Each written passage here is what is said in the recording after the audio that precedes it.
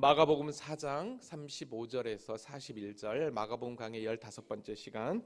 자, 우리 한 목소리를 같이 합독할까요? 시작. 그날 저물 때에 제자들에게 이르시되 우리가 저편으로 건너가자 하시니 그들이 무리를 떠나 예수를 배에 계신 그대로 모시고 가매 다른 배들도 함께 하더니 큰 광풍이 일어나며 물결이 배에 부딪혀 들어와 배에 가득하게 되었더라. 예수께서는 고물에서 베개를 베고 주무시더니 제자들이 깨우며 이르되 선생님이여 우리가 죽게 된 것을 돌보지 아니하시나이까 하니 예수께서 깨어 바람을 꾸짖으시며 바다더러 이르시되 잠잠하라 고요하라 하시니 바람이 그치고 아주 잔잔하여지더라. 이에 제자들에게 이르시되 어찌하여 이렇게 무서워하느냐 너희가 어찌 믿음이 없느냐 하시니 그들이 심히 두려워하여 서로 말하되 그가 누구이기에 바람과 바다도 순종하는가 하였더라. 하나님 살아계십니다. 살아계신 하나님 언제나 변함없는 사랑과 은혜로 폭풍 같은 인생 속에서도 우리와 늘 함께 하시는 전능하신 하나님이신 줄로 믿습니다. 감리교 창시자였던 존 웨슬리가 미국 선교를 떠나기 위하여 대서양을 가던 길에 엄청난 폭풍우를 만납니다.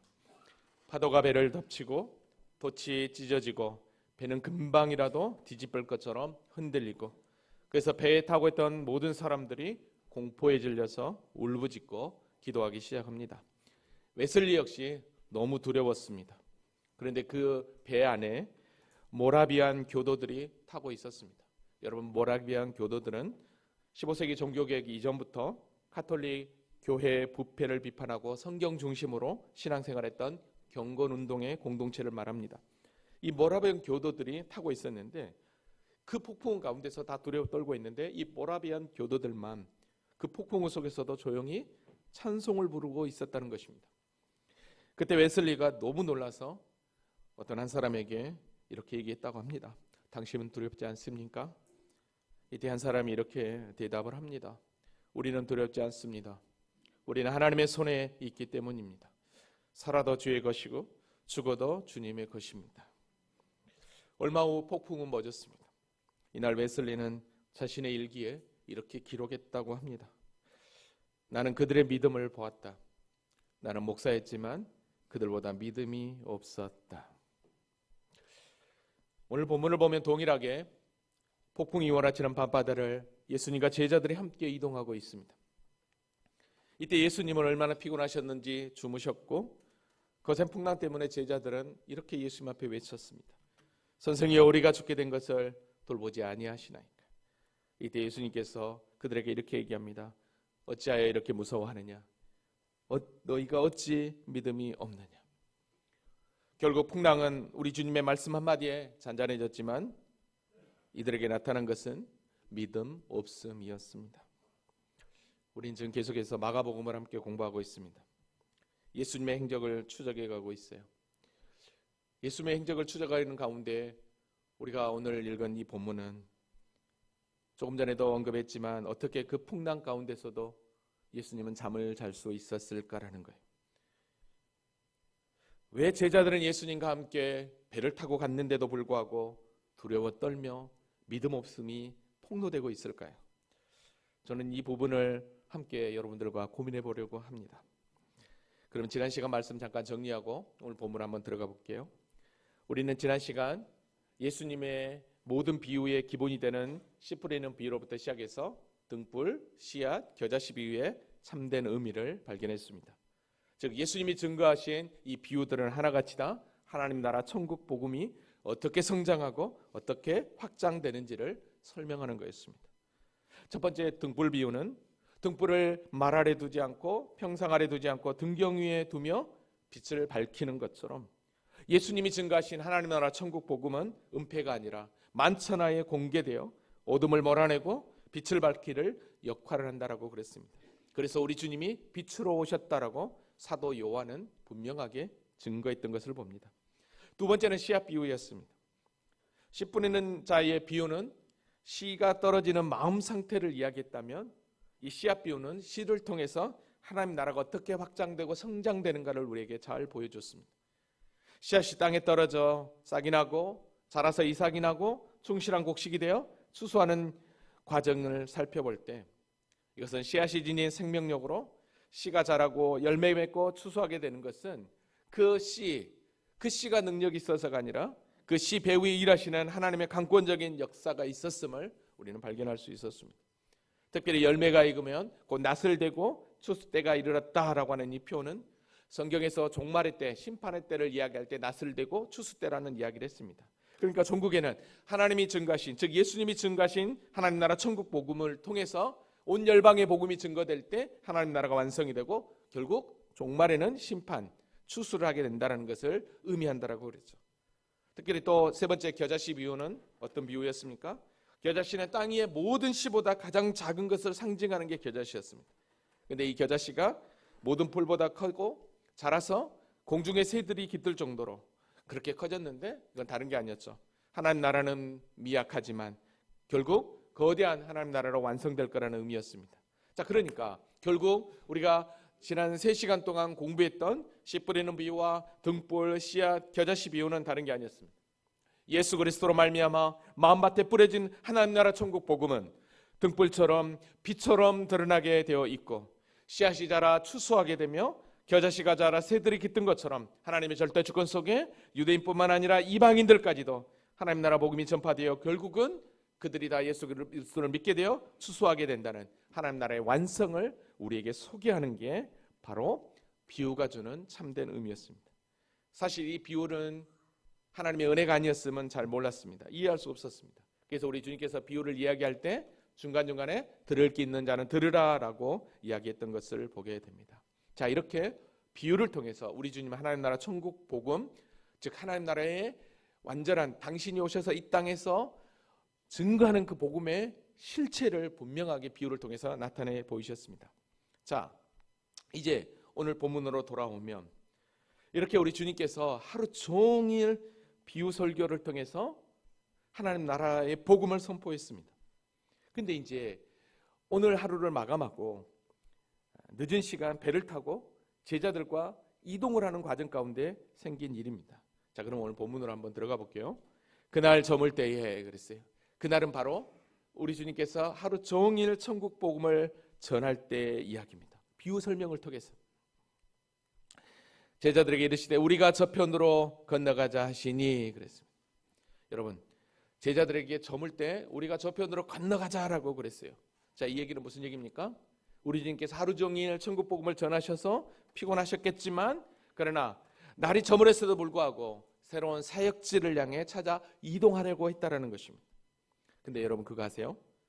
우리는 저녁하면 하루를 마감하는 시간이죠. 근데 유대인들의 관점에서 보면 히브리적 사고로 보면 저녁은 하루의 시작이었어요.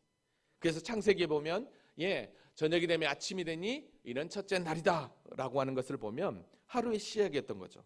그러면 이를 통해서 그날 저물 때에 제자들에게 이르시되 우리가 저편으로 건너가자라고 우리 주님께서 말씀하셨다는 것은 다시 한 번 더 새로운 하루의 시작을 선포하고 있었던 거죠. 즉 새로운 하루의 시작을 선포하면서 뭘 선포하기를 원하느냐? 아직 어둠에 갇혀 있는 자들에게 빛 대신 당신이 들어가서 그 어둠을 몰아내고 빛을 밝히며 새로운 창조를 하시겠다라고 하는 의미가 그날 저물 때 제자들에게 이르시되 우리가 저편으로 건너가자라고 하는 의미라고 할 수 있습니다. 여러분 여기 갈릴리 지도가 있는데요. 이 갈릴리 지도에 보면 갈릴리 바다 호수 주변으로 주요 도시들이 구성되어 있습니다. 왜냐하면 물이 있어야 도시들이 발달하잖아요. 그래서 육로로 이동하는 것보다 배로 이동하는 것이 훨씬 빠르고 쉬웠어요. 사실 제자들 대부분이 어부들이었죠. 그러니까 누구보다도 갈릴리 바다의 상황을 잘 알고 있었기 때문에 배로 이동하는 것이 훨씬 편했을 것입니다. 우리가 저편으로 건너가자라고 했을 때 어디였냐면 바로 동남쪽 보이는 거라사 지역이었습니다. 그래서 5장 1절로 다음 시간에 공부할 텐데 5장 1절에 보면 예수께서 바다 건너편 거라사인 지방에 이르러라고 그랬죠. 자, 그러니까 여러분 잘 보십시오. 우리 주님께서 날이 저물었지만 이거를 유대적 관점으로 풀면 새로운 시작, 어둠을 몰아내고 빛을 밝히기 위하여 거라사 지방으로 이동했다라는 것입니다. 자, 근데요, 여러분 한번 잘 보십시오. 배를 타고 이동하자고 했을 때 제자들이 이동하자는 게 아니라 우리 주님께서 먼저 거라사 지역으로 이동하자라고 하셨다는 걸 기억하십시오. 그날 저물 때에 제자들에게 이르시되 우리가 저편으로 건너가자 하시니, 여러분 그거 아세요? 거라사 지역은 그 당시에 유대인이 아닌 이방 문화권에 속한 이방인 지역이었습니다. 자, 그러면 이 얘기는 무슨 얘기일까요? 우리 주님께서는 유대인뿐만 아니라 이방인들에게까지도 차별하지 않고 천국 복음을 전하셨다라는 거죠. 그래서 마가복음 7장에 가서 보면 펜지키아 지역, 두로와 시돈 지역에 가서도 복음을 전했던 것을 보게 됩니다. 이걸 보면 우리 주님께서 열방을 향해 복음을 증거하는 그 사명은 이미 창세기 12장 3절에서 아브라함에게 언약하셨던 그 주님의 그 언약의 성취죠. 모든 족속이 너로 말미암아 복을 얻게 될 거라고 하는 그 복음과 하나님 나라 백성 구원 얻는 것을 의미한다라고 그랬습니다. 그러니까 예수님은 친히 이 땅에 오셔서 구약에 하나님이 언약하신 그 언약을 친히 성취하고 계셨던 것입니다. 피곤하셨지만 새 창조를 하고 계셨던 것입니다. 빛으로 오셔서 어둠을 몰아내는, 그리고 복음의 씨를 뿌려서 열방이 다 그 깃들에 그 나무에 와서 심을 얻도록. 36절입니다. 그들이 무리를 떠나 예수를 배에 계신 그대로 모시고 가매 다른 배들도 함께 하더니. 자, 보십시오. 그들이 무리를 떠나 예수를 배에 계신 그대로 그랬어. 그러니까 배에 계신 그대로라는 것은 이미 우리 주님께서 비유 설교를 할 때 아침에 사람들이 너무 많이 오니까 배에 잠깐 올라서 천국 비유를 계속해서 했을 그때라는 거죠. 그러니까 예수님은 계속해서 그 배에 있었던 거죠. 그래서 그 배에 있는 그대로 거라사 지방으로 이동을 했던 거죠. 근데 여기서 잘 보면 예수님이 탄 배만 이동한 게 아니라 다른 배들도 함께 했다라고 이야기합니다. 그러니까 제자들 외에 다른 사람들도, 다른 무리들도 자기들 스스로 배를 준비해서 예수님이 이동하니까 같이 이동했다라고 여러분들이 지금 보시면 됩니다. 자, 근데 여러분 보십시오. 어둠이 임할 때 배를 타고 가라사 지방으로 갈 때 어떤 일이 발생합니까? 37절 보니까 큰 풍랑이 일어나며 그랬습니다. 큰 풍랑이 일어납니다. 물결이 배에 부딪혀 들어와 배에 가득하게 되었더라. 저도 바닷가에 살아서 저희도 배가 있어서 이전에 김 또 미어 또 굴 양식을 할 때 조금만 바람이 불어도 흔들려서 무서웠던 것이 기억이 나는데요. 여러분, 큰 광풍이 일어난다고 그랬습니다. 지금처럼 좋은 배가 아니었어요. 여러분, 예수님 시대 그 배는요, 그냥 우리가 옛날에 시골에서 탔던 목선에 불과했던 것이죠. 그러니까 얼마나 두려웠겠습니까? 근데 그거 아세요? 갈릴리 호수는 여기 지도에서 보는 대로 사방이 높은 산으로 둘러싸여 있어요. 그래서 이 갈릴리 호수는 일반 해면에서 약 해수면보다 200m 더 낮은 곳에 있습니다. 그러다 보니까 종종 저런 골짜기에서 바람이 불면 큰 돌풍으로 이 갈릴리 바다를 휘감았다라고 얘기합니다. 물론 베드로를 비롯한 예수님의 제자들은 어부였지만, 그래서 그 갈릴리 바다의 상황들을 너무너무 잘 알았을 거예요. 그럼에도 불구하고 어떡합니까? 예수님께서 말씀하시니 저편으로 가자라고 하시니까 그대로 순종했던 것을 보게 됩니다. 자, 근데 순종하며 갔는데 큰 강풍이 일어났다라는 것입니다. 순종하며 갔는데 큰 물결이 배에 부딪혀 들어와 배에 가득 차게 되어서 잠기게 되었다는 것입니다. 똑같은 표현이 마태복음에서는 배가 물결에 덮이게 되었다, 누가복음에서는 물이 가득하여 위태했다라고 얘기합니다. 이걸 종합해 보면 어떡합니까? 일촉즉발의 상황입니다. 사실 베드로, 야고보, 요한, 예수님의 제자들은 갈릴리 어부학과 출신들이요, 그죠? 그래서 누구보다도 선원으로 있으면서 풍랑에 배를 어떻게 저어야 될 것인지를 너무너무 잘 알았을 거예요. 그럼에도 불구하고 그들이 지금 큰 물결 때문에 두려워 떨고 있었다는 것은 어떡합니까? 얼마나 풍랑이 심한 날을 보게 됩니다. 자, 이런 엄청난 풍랑이 그 배에 휘몰아치고 있는데 여러분, 예수님 어떻게 하고 계십니까? 38절 같이 읽어볼까요? 자, 시작. 제자들이 깨우며 이르시되 선생님이여, 우리가 죽게 된 것을 돌보지 아니하시나이까. 여러분 보세요. 이 풍랑 가운데서도 예수님 뭐 하고 있어요? 주무시고 계세요. 주무시는 예수님 보이시나요? 여기인데 여기. 아니 어떻게 이런 상황에서 주무실 수 있냐는 거예요. 자, 여기서 잠깐만 질문합시다. 예수님의 배에 탔어요. 근데 예수님이 함께 계시는 배인데 풍랑을 만날 수 있냐고요. 예수님이 타신 배라면 미리 풍랑도 잔잔케 하실 수 있는 분이잖아요. 그죠? 그런데도 불구하고 어떡합니까? 예수님이 탔음에도 불구하고 그 배가 깨지기 일보 직전이에요. 그렇습니다. 예수님이 타신 배도 풍랑을 만날 수 있다는 사실을 알아야 합니다. 오늘 저와 여러분이 예수님과 동행하며 주님을 잘 섬긴다고 하지만 그러나 우리 인생 가운데 풍랑이 찾아온다라는 사실이에요. 아멘입니까?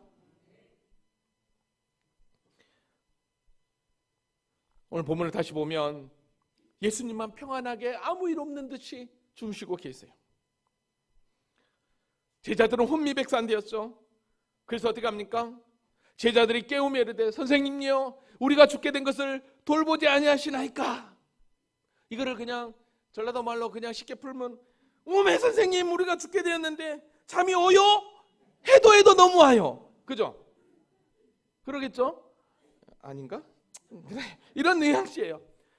진짜 징해불구만요 하나님 이제 주님 우리를 돌보지 않고 말이죠. 바로 이거예요. 근데 여러분 잘 보세요. 제자들만 탄 예수님과 함께 탄 배가 이렇다고 한다면 다른 배도 따라온다고 그랬잖아요. 그럼 다른 배는 어떨까요? 그들도 이거는 완전히 그냥 더 쫄아 있겠죠. 성경에는 기록이 없지만 어쩌면 같이 따라오는 그 배들도 두려워서 벌벌 떨고 있었을 것입니다. 자, 근데 여러분 이때 우리 주님께서 어떻게 하십니까? 39절 예수께서 깨어 바람을 꾸짖으시며 바다더러 이르시되 잠잠하라 고요하라 하시니 바람이 그치고 아주 잔잔하여 지더라. 아멘. 예수님이 일어납니다. 그러고서 어떻게 합니까? 바람을 꾸짖었다고 그랬습니다. 여러분 그거 아세요? 꾸짖었다라고 하는 이 표현이요 성경에 몇 곳에 기록되어 있는데 대부분 예수님께서 뭔가를 꾸짖었다 했을 때 그 꾸짖다라는 그 표현이 어디에 기록되어 있냐면 거의 대부분이 귀신을 쫓아낼 때 꾸짖었다, 그리고 병을 고칠 때 꾸짖었다라고 표현되어 있습니다. 그러니까 지금 예수님께서 꾸짖으셨다는 것은 이 마가복음 1장 또 누가복음 4장에서 꾸짖으셨다는 것은 당신이 하나님으로서 영적 권세를 가지고 사탄을 꾸짖은 거죠. 귀신을 꾸짖은 거죠. 이는 곧 다른 게 아니었습니다. 사단의 권세에 사로잡힌 세상에 하나님 나라의 임함을 선포하는 우리 주님의 메시아적 선포였던 거죠. 그렇다고 한다면 지금 예수님께서 풍랑을 꾸짖으셨다는 것은 어떤 의미로 볼 수 있을까요? 그렇습니다. 거라사 지방에 복음을 증거하러 가려고 어둠을 몰아내게 가려고 빛으로 가시는 씨를 뿌리러 가시는 그 행보를 맞는 폭풍을 꾸짖으신 것입니다. 예수님을 제자들이 잠을 깨워서 화가 내서 바람과 바다를 꾸짖은 게 아니라 당신이 맡겨주신 귀한 사명 거라사 지역에 하나님 나라 복음을 뿌리기 위하여 그 가는데 막고 있는 그 바다를 여러분 꾸짖으셨다는 것입니다. 여기서 보면 예수께서 깨어 바람을 꾸짖으시며 바다더러 이르시되 잠잠하라 고요하라고 그랬어요. 여러분 여기서 바람과 바다를 동일하게 거의 사용하고 있어요. 여러분 유대 상징주의로 보면 바다는 뭘 상징하냐면 혼돈과 무질서를 상징합니다. 악한 세력, 죽음을 상징합니다. 자, 그렇다고 한다면 이건 뭘 의미하겠냐면 이미 사단은 우리가 5장에서 보면 5장 1장에 바로 뭐냐면 귀신 들린 거라사 귀신 광인이 나와요. 우리 주님은 이미 그 거라사의 그 광인을 고치기 위하여 이미 가셨던 거예요. 그런데 그를 이미 귀신처럼 알고 사단은 예수님이 그 가는 방향에 혼돈과 무질서, 폭풍으로 막고 있었던 것입니다. 그래서 우리 주님께서 바람을 꾸짖으며 잠잠하고 고요하라 외쳤던 것입니다. 저는 여기서 또 다른 관점으로 이렇게 생각해 봅니다. 제자들이 예수님을 깨웠잖아요. 고난 가운데 있을 때, 환난 가운데 있을 때. 이걸 어떻게 표현할 수 있을까요? 기도로 표현할 수 있겠죠. 왜냐하면 누구나 인생의 풍랑을 만날 수 있잖아요. 예수님과 동행해도. 목사고, 장로고, 권사고, 집사고, 하나님의 교회 중직이라 한다지만 여러분, 어려운 문제 안 생겨요? 생기잖아요. 그러면 그 문제 앞에 어떻게 하겠냐는 거죠. 당연히 예수님을 깨워야죠. 저는 그게 문제의 답을 찾는 길인 줄로 믿습니다. 시편 107편 119절에 보면 이에 그들이 그들의 고통 때문에 여호와께 부르짖으매 그가 그들의 고통에서 그들을 구원하시되 그가 그의 말씀을 보내어 그들을 고치시고 위험한 지경에서 건지시는도다. 아멘. 기도하면 회복됩니다. 근데 문제는 여기 잘 보세요. 그가 말씀을 보내어 그를 고친다고 그랬어요. 어떤 초자연적 능력이 아니라 하나님의 말씀으로 위로하고 우리에게 새 힘을 공급한다는 사실을 잊지 마시기 바랍니다. 28절을 보면 이에 그들이 그들의 고통 때문에 여호와께 부르짖으매 그가 그들의 고통에서 그들을 인도해 내시고 광풍을 고요하게 하사 물결도 잔잔하게 하시는도다. 그들이 평안함으로 말미암아 기뻐하는 중에 여호와께서 그들이 바라는 항구로 인도하시는도다. 그리고 인생의 폭풍을 만나면 그것이 주님을 깨우시기 바랍니다. 그러면 역사합니다. 할렐루야. 다시 본문으로 와볼까요? 자, 바다를 잔잔케 했어요. 순간에 잔잔해집니다. 그때 예수님이 제자들에게 이렇게 얘기합니다. 제자들에게 이르시되 어찌하여 이렇게 무서워하느냐 너희가 어찌 믿음이 없느냐 하시니 라고 그랬어요.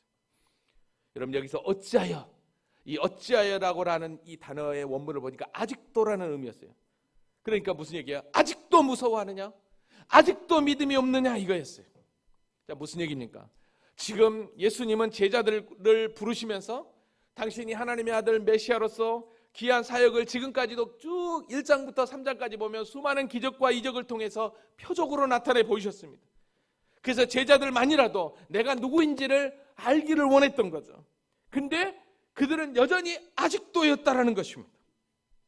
그래서 우리 주님께서 그들의 그 믿음을 보시고 아직도 나와 함께 있는데 두려워하느냐? 믿음이 없느냐라고 했다라는 거예요. 근데 저는 여기서 제자들 너무한다라고 질문했다가 아니지. 내가 그렇지. 이 제자들의 이 모습, 믿음 없는 모습이 풍랑이 아니라 조그만 바람 소리에도 깜짝 놀라는 내 자신의 모습 말이죠. 여러분, 우리 주님이 뭐라고 책망하고 있어요? 어찌하여 이렇게 무서워하느냐? 너희가 어찌 믿음이 없느냐라고 그래요. 자, 믿음 없음 때문에 지금 두려움이 찾아온 거죠. 그렇다고 한다면 잘 보세요. 큰 폭풍이 일어날 때 주님이 주무시고 계셨지만 주님은 알았을까요? 몰랐을까요? 폭풍이 있다는 거 알죠? 근데 두려워했어요? 편하게 잠을 잤어요. 편하게 잠을 잤어요. 그러면은 그 이유는 뭘까요? 뭐예요? 여기서 믿음이죠. 왜냐하면 어찌 믿음이 없느냐 그랬잖아요. 그러니까 믿음이 없으니까 폭풍을 보고 두려워했잖아요. 그러면 주님은 믿음이 있었기 때문에 편안하게 잠을 잤다는 거잖아요. 그죠? 그럼 우리 주님의 믿음은 어떤 믿음일까요? 여러분 잘 보세요. 35절 시작할 때 뭐라고 했냐면 그날 저물 때 제자들에게 이르되 우리가 저편으로 건너가자라고 그랬어요. 여러분 우리가 저편으로 건너가자 이거는 뭐예요? 하나님이 선포한 거죠. 당신이 선포하신 말씀은 어떡합니까? 이미 성취라는 거 여러분 아시죠? 그래서 창세기에 보면 하나님이 말씀하시면 어떡합니까? 곧 그대로 되는 거예요. 그러니까 예수님께서 우리가 저편으로 가자라고 했다면 이미 그 어떤 환경과 상황이 찾아온다 할지라도 건너가게 되어 있는 거예요. 왜요? 우리 주님이 선포하셨으니까. 왜냐하면 우리 주님이 선포하면 그리고 완성이고 성취니까. 아멘입니까? 우리 주님은 분명히 건너갈 거야 라고 하는 믿음, 확신, 그것 때문에 어떡합니까? 풍랑과 폭풍 가운데서도 잠을 잘 수 있었던 것입니다.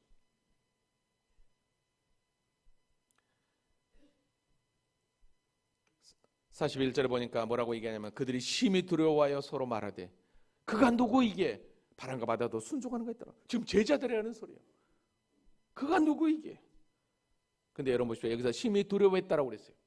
여러분 심히 두려워했다는 말을 원문을 찾아보니까요. 이렇게 길게 표현이 되어 있더라고요. 그리고 그들은 거대한 두려움으로 두려워하였다. 원문을 그대로 직역하면 그리고 그들은 거대한 두려움으로 두려워하였다라는 거예요. 지금 두려움이라는 말이 몇 번 있어요? 2번 있죠.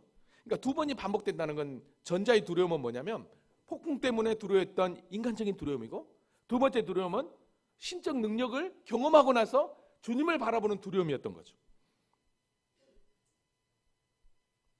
근데 이들은 뭐라고 얘기합니까? 그가 누구이기에? 바람과 바다 순종하는 그가 누구이기에? 그게 우리가 너무너무 그동안 예수님을 질문했던 예수 그는 누구인가라는 질문이에요. 도대체 누구야? 제자들도 몰랐어요. 여러분은 어떻습니까? 여러분은 예수 그리스도가 누군지를 분명히 확실히 믿고 그 주님이 어떤 분이신지를 알고 있냐 이 말이에요. 여러분 오늘 본문을 전체 문맥으로 지금 4장이잖아요. 씨 뿌리는 비유서부터 계속 비유가 시작되고 나서 믿음을 이야기하고 있잖아요. 이건 뭘 의미하겠습니까? 그건 다른 게 아니에요. 하나님 나라 천국 복음을 믿고 하나님 나라 백성으로 사는 자들은 그 어떤 풍랑이 그 어떤 환란이 찾아온다 할지라도 그 상황과 환경을 이길 수 있는 힘은 뭐다? 믿음이다라는 것을 우리 주님은 우리에게 가르쳐주고 있는 것입니다. 여러분 그래서 제자들이 예수 그는 누구야? 질문할 때 그들의 믿음이 뽀록 났잖아요. 그러니까 우리 주님께서요 이들에게 다시 한 번 더 내가 누구인지를 멋지게 소개해요. 그게 5장이에요. 그래서 5장 1절부터 20절에 보면 거라사 귀인을 쫓아내는 통해서 그들에게 믿음을 심어주고, 그 다음에 또 5장 21절에서 34절에 보면 12에 혈루증 걸린 여인을 치료하는 사건, 옥자랑 만지는 사건 있죠. 그 다음에 야이의 그 죽은 딸을 살리는 사건, 이 모든 것들이 다 뭐예요?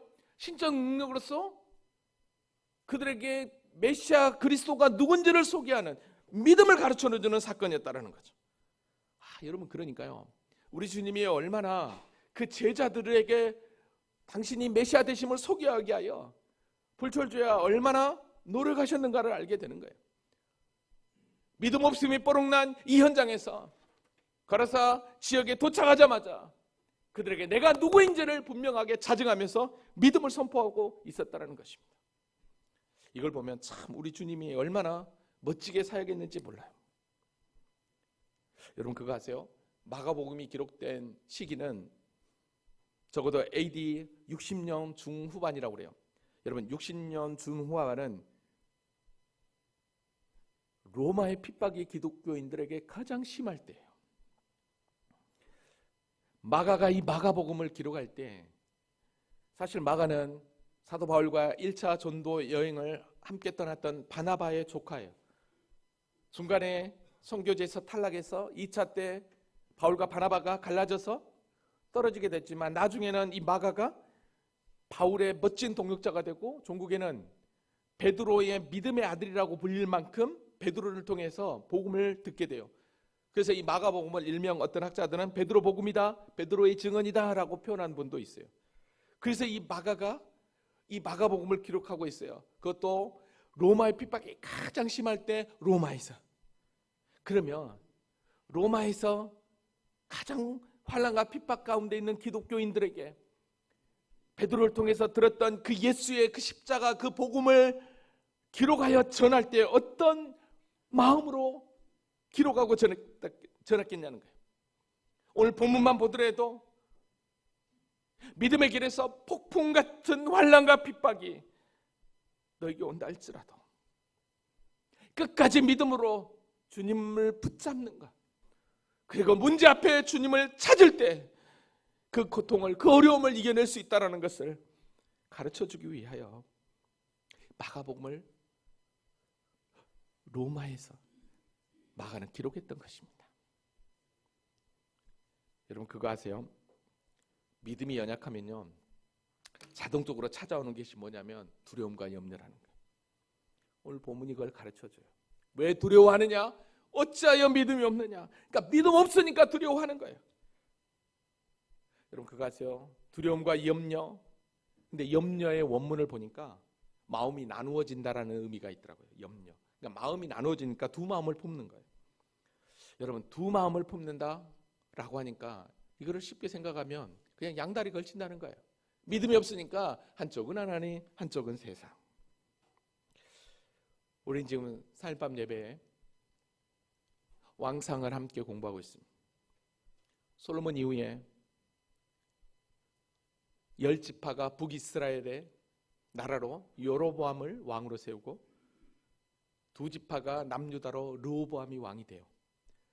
근데 여로보암 왕이 북이스라엘의 왕이 되어서 유다 베들레헴 예루살렘의 성전에 예배하러 가다 보면 그 백성들의 자신을 배신할까 봐 단과 벨의 금송아지를 만들고 이게 우리를 인도한 하나님이다라고 섬기라고 그래요. 여기서 예배하라고 그래요. 그리고 레위지파가 제사장이 돼야 되는데 아무나 제사장을 시키면서 번제를 드리도록 해요. 그리고 7월 절기를 8월 절기로 바꾸면서 비스무리하게 신앙생활을 하도록 만들어버립니다. 그러니까 북이스라엘이 어떻게 되겠습니까? 하나님을 믿는다고 하지만 지도자로부터 비스무리하게 양다리 걸치는 신앙으로 가게 되죠. 결국 양다리는 찢어지게 되어 있어요. BC 722년에 아수르에 의해서 흔적도 없이 북이스라엘 땅은 없어져 버립니다. 여러분의 믿음은 어디쯤 와 있습니까? 이제 말씀을 정리합니다. 분명 예수님이 함께 그 배에 타 있었습니다. 그럼에도 불구하고 풍랑이 찾아왔다라는 것입니다. 여러분, 이게 우리의 인생입니다.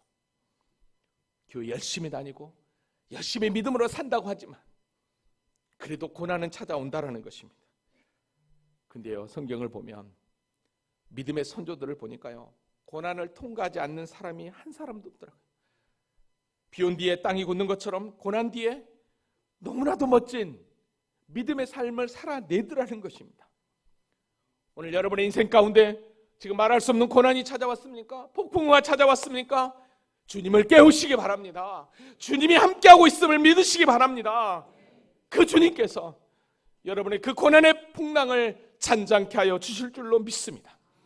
이사야 44장 1절로 2절에 보니까 야곱아 너를 창조하신 여호와께서 지금 말씀하시느니라. 이스라엘아 너를 지으신 이가 말씀하시느니라. 너는 두려워하지 말라. 내가 너를 구속하였고 내가 너를 지명하여 불렀나니 너는 내 것이라. 너는 내 것이라. 내가 물 가운데로 지날 때에도 내가 너와 함께 할 것이라. 강을 건널 때에도 물이 너를 침몰하지 못할 것이며 네가 불 가운데 지날 때에도 타지 아니할 것이요 불것이 너를 사르지도 못할 것이니. 아멘. 우리 주님은 이런 분이십니다. 그 주님이 나와 함께하고 있다는 사실을 아시고 여러분의 인생 가운데 고난의 풍랑이 찾아온다 할지라도 두려워 떨며 절망하지 마시고 그 주님을 깨우면서 그 주님만을 바라보면서 믿음으로 전진하는 우리 모두가 될 수 있기를 주님의 이름으로 기도합니다. 아멘. 우리